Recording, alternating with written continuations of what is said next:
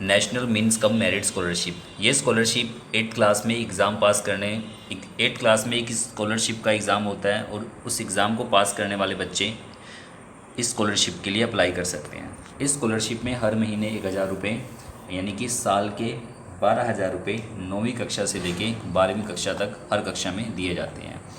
तो जिन बच्चों ने NMMS का एग्ज़ाम पास किया हुआ है वो कैसे इस स्कॉलरशिप के लिए अप्लाई कर सकते हैं। तो सबसे पहले आप scholarship.gov.in पे की वेबसाइट को खोल लेंगे। उसको खोलने के बाद आप जैसे ही नीचे जाएंगे आपको मिलेगा एप्लीकेंट कॉर्नर। एप्लीकेंट कॉर्नर के अंदर आपको क्लिक करना है फ्रेश एप्लीकेशन पे। जैसे ही आप फ्रेश एप्लीकेशन पे क्लिक करेंगे इस तरह की इंटरफेस जो है वो खुल जाएगा, लॉगिन फॉर फ्रेश एप्लीकेंट। आपको सबसे पहले न्यू स्टूडेंट रजिस्टर हेयर पे क्लिक करना है। जैसे ही आप यहाँ पर क्लिक करेंगे, क्लिक करने के बाद आपके पास एक फॉर्म ओपन हो जाएगा और यहाँ पर कुछ टर्म और कंडीशन लिखी हुई हैं। आपने इन सभी टर्म और कंडीशन को एक्सेप्ट कर लेना है और कंटिन्यू पे क्लिक करना है। जैसे ही आप कंटिन्यू पे क्लिक करेंगे आपके सामने इस तरह का फॉर्म खुलेगा जहाँ पर आप अपना स्टेट चूज़ कर सकते हैं। उसके बाद आप अपनी कैटेगरी चूज़ कर सकते हैं, किस कैटेगरी में आप ये स्कॉलरशिप अप्लाई कर रहे हैं। अगर 10वीं से पहले हैं तो प्री मैट्रिक, 10वीं के बाद है तो पोस्ट मैट्रिक। उसके बाद यहाँ पर नेम, उसके बाद स्कीम, ठीक है ना, स्कॉलरशिप स्कीम है ये। तो इन सभी को आप चूज़ कर सकते हैं और करने के बाद जैसे ही आप इस फॉर्म को भेजोगे ये आपके सिलेक्ट किए हुए स्कूल में जाएगा। यानी कि ये स्कॉलरशिप आपको तभी मिल सकती है जब आप 9वीं कक्षा में किसी स्कूल में पढ़ रहे हो और इस फॉर्म को अप्लाई करते हुए आपने उस स्कूल को चुनना है जो कि अगले स्टेप में आएगा। तो वहाँ पर फॉर्म अप्लाई करने के बाद, अच्छा एक बात, अगर आप इस फॉर्म को अप्लाई नहीं कर पा रहे हो तो ज़रूर आप अपने स्कूल में किसी टीचर से जिसमें आप पढ़ रहे हो वहाँ से हेल्प लें और इस फॉर्म को फिल कर दें। इस फॉर्म को फिल करने के बाद ये फॉर्म आपके स्कूल के पोर्टल पे जाएगा जहाँ पर आपके स्कूल में कोई ना कोई इस स्कॉलरशिप के लिए यानी नेशनल स्कॉलरशिप पोर्टल के लिए कोई ना कोई टीचर जो है वो नोडल ऑफिसर होगा जो इस स्कॉलरशिप को वेरीफाई करेगा। ये तो बात थी कि जब आप 8वीं में NMMS का एग्ज़ाम पास करते हो और उसके बाद आप फर्स्ट टाइम अप्लाई करते हो। लेकिन अगर आप 9th क्लास में स्कॉलरशिप ले चुके हो और दोबारा 10वीं क्लास में स्कॉलरशिप लेना चाहते हो तब आपको क्या करना है, तब अपनी स्कॉलरशिप को रीन्यू करना है। तो जो 10वीं में है, जिनको 9वीं में स्कॉलरशिप मिल चुकी है, अब वो रीन्यू एप्लीकेशन पे क्लिक करेंगे। रीन्यू एप्लीकेशन पे क्लिक करने के बाद वो अपने 9वीं में जो उन्होंने रजिस्ट्रेशन किया था उन आईडी और पासवर्ड को वो बच्चे याद रखेंगे। इस तरह की कुछ आईडी और पासवर्ड होते हैं। यहाँ पर कैप्चा डालेंगे और कैप्चा डालने के बाद वो इसको अपनी आईडी को ओपन कर लेंगे। अपनी आईडी को ओपन करने के बाद, ठीक है, उनकी आईडी कुछ इस तरीके से, एक बच्चे की आईडी है जिसने फॉर्म अप्लाई किया हुआ है। तो वो यहाँ से जब वो फर्स्ट टाइम, अभी इन्होंने अप्लाई कर लिया है रीन्यू के लिए, जिन्होंने रीन्यू के लिए अप्लाई नहीं किया है वो यहाँ पर अप्लाई फॉर रीन्यूअल पे क्लिक करेंगे और ये एप्लीकेशन को रीन्यू कर सकते हैं।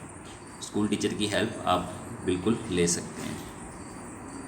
उसके बाद जब आप यहाँ से अप्लाई कर देते हो तो आगे काम रह जाता है आपके टीचर्स का। तो आगे की वीडियो है टीचर्स के लिए। तो टीचर्स को क्या करना है, उनके इस स्कॉलरशिप को वेरीफाई करने के लिए जो पोर्टल है टीचर्स के लिए यानी कि नोडल ऑफिसर के लिए स्कूल के, वो है nsp.gov.in। तो उनको इस पोर्टल पे जाना है। इस पोर्टल पे जाने के बाद यहाँ पर आप देखोगे इंस्टीट्यूट नोडल ऑफिसर, यहाँ पर आपने एकेडमिक ईयर सेलेक्ट करना है। उसके बाद आईडी पासवर्ड कुछ इस तरह के होंगे, HR/ ये हरियाणा का है तो HR/C00745 कुछ इस तरह का आईडी और पासवर्ड होगा। उसके बाद आप यहाँ पर कैप्चा डाल सकते हैं।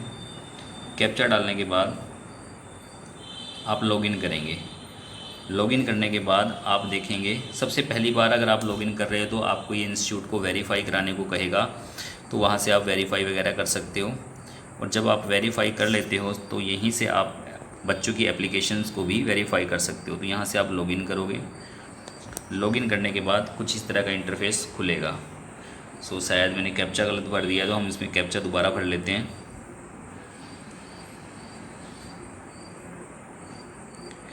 यहाँ से आप एक और चीज़ है कि अगर आप अपना इंस्टीट्यूट हेड जो है उसका भी लॉगिन कर सकते हैं। इंस्टीट्यूट हेड के लिए आईडी यही होता है, पासवर्ड अलग हो सकता है।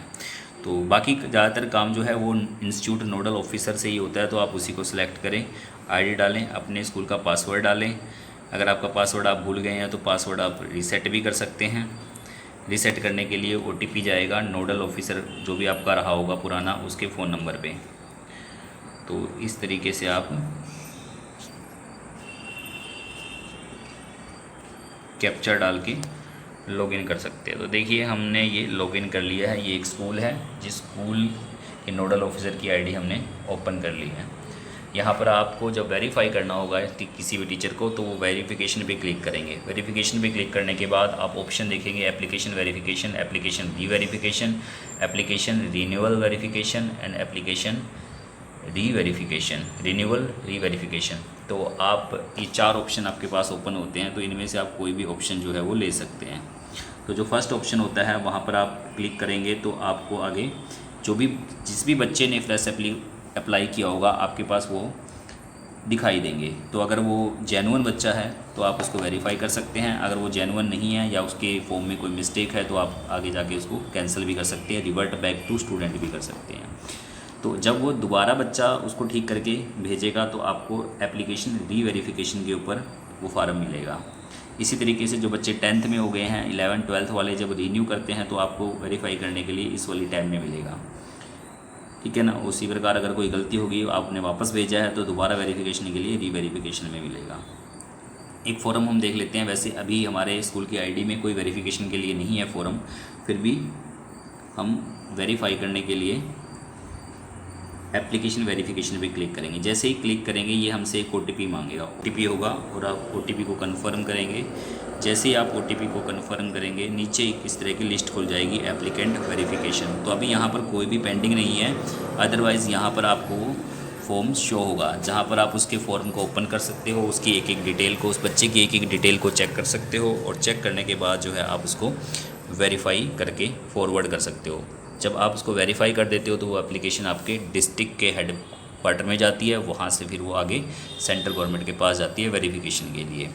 तो इसमें किसी भी तरह के, क्योंकि नेशनल स्कॉलरशिप पोर्टल पे 50,000 से कम की स्कॉलरशिप पे किसी भी तरह की अन्य डॉक्यूमेंट की ज़रूरत नहीं होती, सिर्फ एक सर्टिफिकेट यहाँ पर अपलोड होता है जो कि जिसकी PDF जब बच्चा फार्म भरता है तो उसको डाउनलोड करने के लिए मिलती है, जिस पे बच्चे को अपनी फ़ोटो लगानी होती है और प्रिंसिपल से, जिस स्कूल में वो पढ़ रहा है वहाँ से वेरीफाई करवानी होती है कि इस बच्चे का ये एडमिशन नंबर है, ये रोल नंबर है और ये हमारे स्कूल में पढ़ रहा है। इतना ही काफ़ी होता है, कोई इनकम सर्टिफिकेट या किसी भी अन्य डॉक्यूमेंट को लगाने की ज़रूरत नहीं पड़ती। तो ये था NMMS एग्ज़ाम पास करने वाले बच्चे जो कि 8वीं में होता है उनको मिलने वाली स्कॉलरशिप के बारे में। तो उनको जो स्कॉलरशिप मिलती है वो 9th क्लास में अप्लाई होती है और 9th क्लास के एंड तक स्कॉलरशिप मिल जाती है, जो कि हर महीने 1,000 की होती है, पर मिलती एक साथ ही 12,000 रुपये है।